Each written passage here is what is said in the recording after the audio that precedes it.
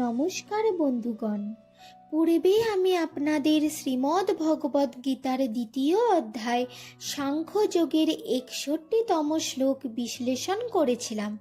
সেখানে শ্রীকৃষ্ণ অর্জুনকে বলেছিলেন, যে ব্যক্তি তাঁর সকল ইন্দ্রিয় সমূহকে বশীভূত করেছেন তিনি স্থিতপ্রজ্ঞ। স্বয়ং রঘুনাথকে স্মরণ করে আজ 62তম শ্লোক থেকে শুরু করছি।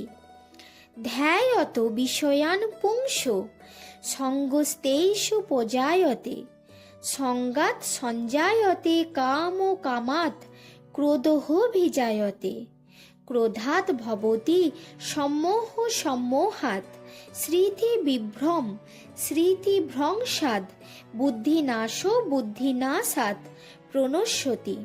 শ্রী ভগবান বলছেন, বিষয়সমূহ চিন্তা করতে করতে তৎসমুদয়ে মানুষের আসক্তি জন্মে।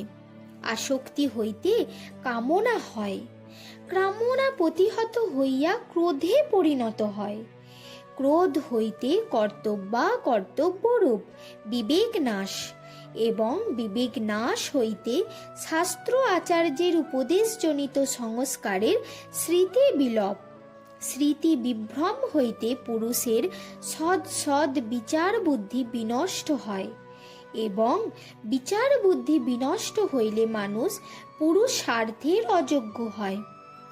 রাগ দেশ বিযুক্তৈস্তু বিষয়ান্দ্রিয়ৈশ্চরণ আত্মবশ্যই বিধে আত্মা প্রসাদম অধিগচ্ছতি।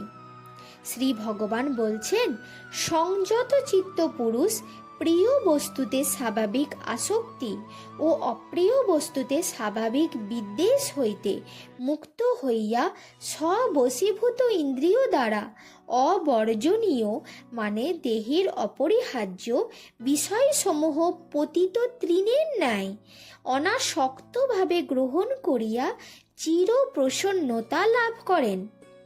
প্রসাদে সর্বদুঃখানাং হানিরস্য পজায়তে প্রসন্ন চেতসো এষ বুদ্ধি পর্যবতিষ্ঠতে।